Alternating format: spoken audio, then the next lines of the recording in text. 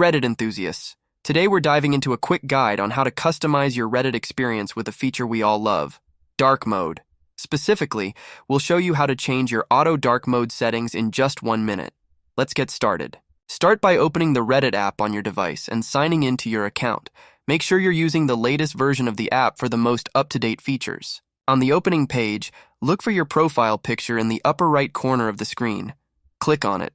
In the drop-down menu, look for the Settings option, which is usually represented by a gear or 3 vertical dots. Click on it to access the Settings menu, then on a new page. Under Settings, look for the option related to dark mode, Auto Dark Mode.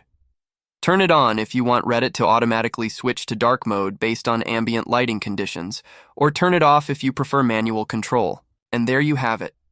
You have successfully learned how to change auto dark mode settings on Reddit. If this guide helped you, give it a thumbs up and don't forget to subscribe for more Reddit tips and tricks. Thanks for watching and enjoy your custom Reddit journey.